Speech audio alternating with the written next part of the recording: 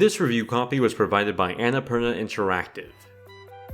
Wattam is a children's cartoon cross fever dream all wrapped up in the mind of Keita Takahashi. If that name doesn't ring a bell, it should. He's the creator of Katamari Damacy, and that same weird, abstract, and hilarious game DNA is entwined throughout this new project. Wattam is an absurd, wacky, and just mess of a game to explain, but I'll try my best.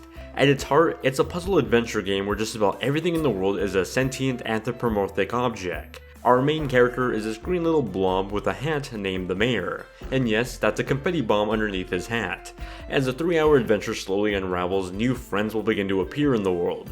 These friends are usually any random old objects, even at times the different body parts of a human. You have the likes of eyeball, nose, poop, tree, heck, even the floor you're standing on is a controllable object. Throughout its gameplay, you'll be presented with new scenarios and objectives to follow. They're simple in nature, like returning a missing item to someone or transforming one object into another with the information you've been given so far.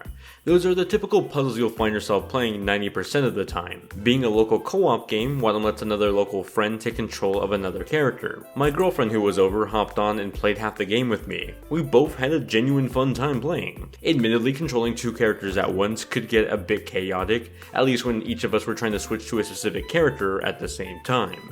But outside of that, we were laughing and smiling the whole time. The other 10% of gameplay are these a few oddball slices thrown in to mix up gameplay.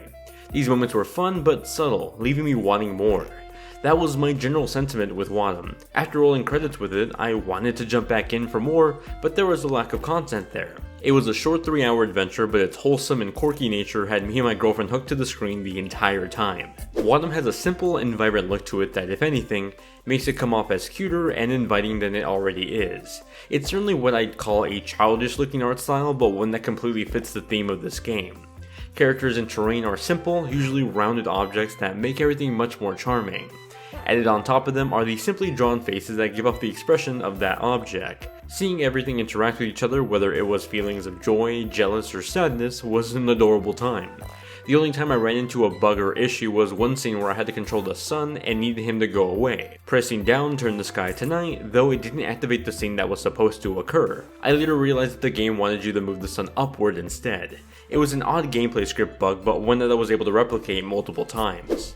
Accompanying the cute gameplay is a bright and delightful soundtrack that oozes the oddity Takahashi is known for with games. Quite literally, if you mute all the sound effects and only hear the music, you'll not only hear a lovely tune, but slowly realize it's composed with farts in it too. It's that very fun absurdity that makes Wattam so charming.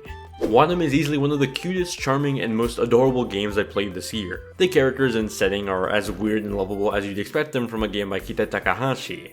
I easily fell in love with its presentation and had a remarkable time playing alone and with my girlfriend in local co-op. It's just a bit of a bummer that this wasn't as challenging or as long as some of Takahashi's previous projects, but this definitely scratches that Katamari itch while leaving me begging for more.